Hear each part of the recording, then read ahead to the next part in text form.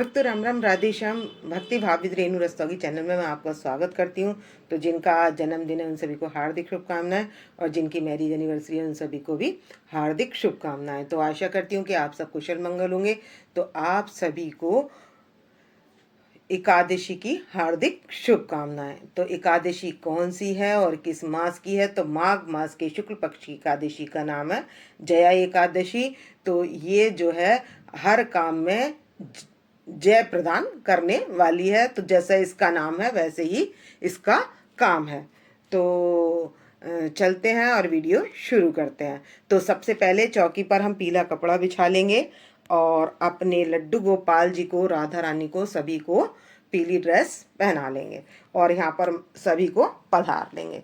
तो मैंने कान्हा जी को भी येलो कलर की ड्रेस पहना ली है और मैं पधार लूँगी इनको यहाँ पर, और अपने लड्डू गोपाल जी को भी पधार लेंगे। तो भक्तों, तिल का आसन देकर मैंने गणेश जी को पधार लिया। ये हमारे छोटे लाला, इनके दर्शन कर लीजिए।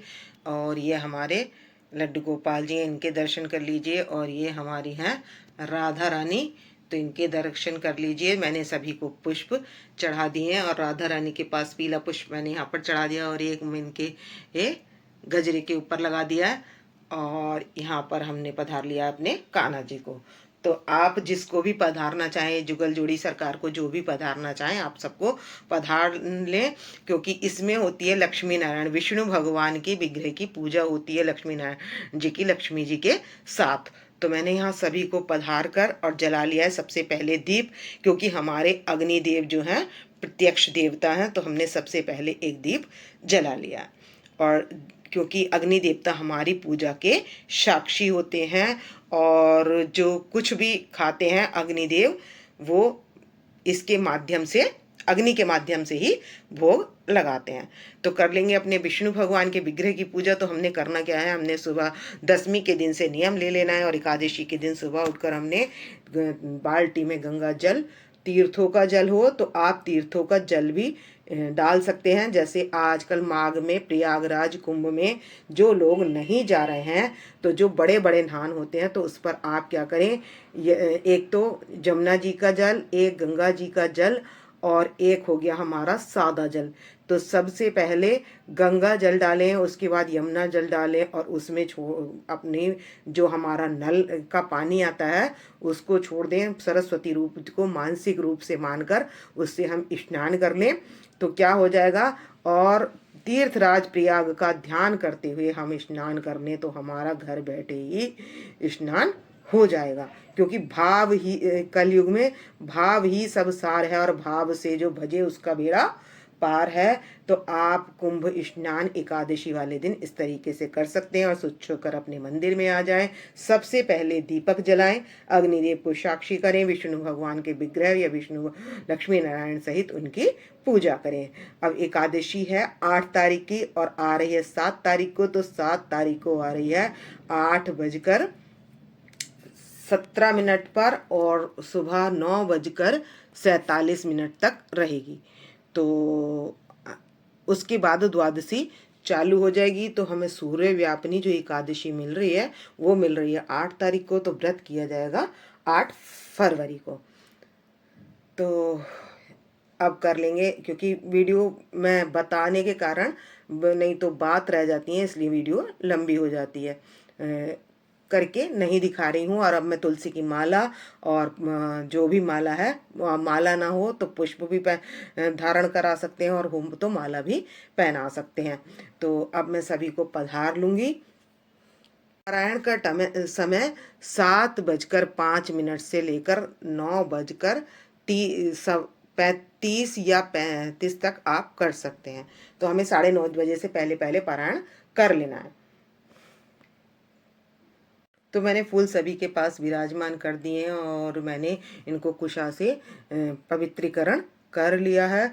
और अपने लक्ष्मी नारायण और लक्ष्मी जी के सभी के हम जो है लगा लेंगे तिलक, और वस्त्र रूपी मैंने कलावा अर्पित कर दिया। तो भक्तों, मैंने गणेश जी को जनेऊ पहना दिया है। गुलाल और अबीर लगाकर मैंने ये पुष्प यहाँ पर गणेश जी के पास विराजमान कर दिया है। सभी के लिए हमने ये पुष्प विराजमान कर दिया है। तो हम लक्ष्मी नारायण भगवान जी को भी जनेऊ धारण करा देंगे, येलो जनेऊ, और इनको भी वस्त्र धारण करा देंगे।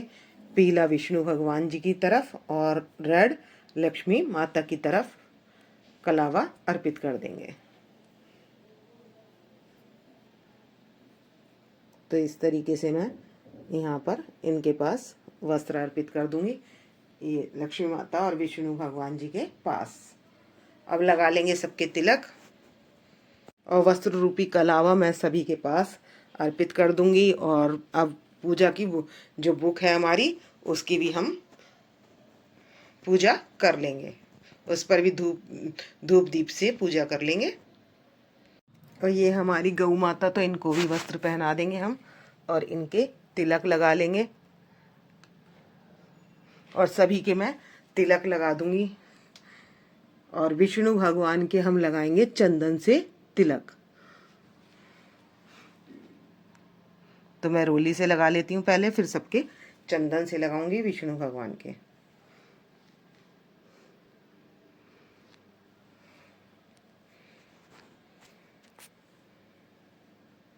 तो यहाँ पर हमने अपनी बुक का भी पूजन कर लिया है विष्णु भगवान सहित, जो ये सब राधा रानी और कृष्ण जी हैं, इनके सहित पूजन कर लिया, और हमने पुष्प भी अर्पित कर दिया। तो भक्तों, जिस साइड में मैं सीधे हाथ पर भगवान के हमने कलश की स्थापना करनी है, तो मैंने कलश की स्थापना अपने मंदिर में कर रखी है। तो क्योंकि नवरात्रे, गुप्त नवरात्रे चल रहे हैं, तो मैंने यहाँ पर नहीं किया। तो आप क्या करें, एक पीतल के या तांबे के लोटे में एक सिक्का, सुपारी और लौंग का जोड़ा डालकर उसमें डाल दें थोड़ा सा गंगा जल, और घट की कर ले स्थापना। और वो जो जैसे लक्ष्मी नारायण जी के पास जैसे मैं हर बार रखती हूँ, ऐसे ही सीधे हाथ पर आपने कलश की स्थापना करनी है। उसमें लगा लें अशोक के पत्ते, और ऊपर नारियल लगाकर उस पर पुष्प चढ़ाकर कर लें घट की स्थापना। तो अब मैं सार रूप में आपको कथा श्रवण कराऊंगी। तो अर्जुन से कहते हैं श्री कृष्ण जी कि इस एकादशी के करने से क्या होता है। माघ मास की शुक्ल पक्ष की एकादशी, जया एकादशी का व्रत करने से मनुष्य भूत प्रेत और पिशाच योनियों से भी छूट जाता है। तो एक बार देवराज इंद्र नंदन वन में विहार कर रहे थे, और वहाँ बहुत सारी अप्सराएं हैं, मतलब गान कर रही थीं, और नृत्य चल रहा था। तो वहाँ का एक राजा था, गंधर्व नामक एक राजा था, माल्यवान उसका नाम था। तो वो क्या था, उस नृत्य करते करते उसका हाव भाव बिगड़ गया, किस एक कन्या के कारण। तो वह कन्या पर मोहित हो गया, और वो अपना सुर ताल सब कुछ भूल गया। तो उससे इस कारण से राजा जो थे वो कुपित हो गए, और जब कुपित हो गए तो उन्होंने कहा कि तुमने सरस्वती जी का अपमान किया है, इसलिए तुम को मैं श्राप देता हूँ कि तुम पिशाच बन जाओ। तो वो पिशाच बनकर हिमालय पर्वत पर रहने लगा। तो वो पिशाच बनकर अपनी पत्नी से कहने लगा, मैंने पूर्व जन्म में न जाने कौन से पाप किए हैं जिसके कारण मुझे ये दुख प्राप्त हो रहा है, और रात दिन दुखी रहने लगा, और वो बहुत दुख में जीवन व्यतीत करने लगा।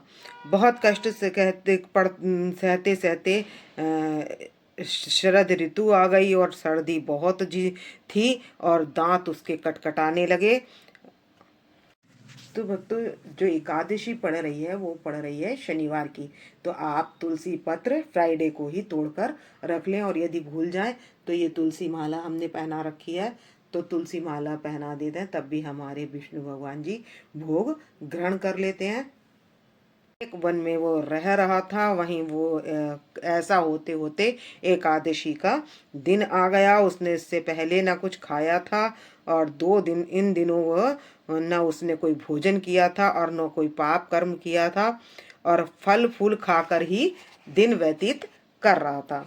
और वो पीपल के पेड़ के नीचे लेटा हुआ था। सूर्य नारायण अस्त हो गए, और रात्रि में इन दोनों ने एक एक दूसरे के पास बैठकर रात काटी और प्रातः काल भगवान के इस प्रभाव से उसकी देह, मतलब एकादशी के व्रत हो जाने के कारण उसकी देह जो है छूट गई, तो वो पिशाच योनि से मुक्त हो गया और अत्यंत सुंदर अप्सरा गंधर्व धारण करके सुंदर वस्त्रों से अलंकृत होकर वो स्वर्ग को लेकर गई।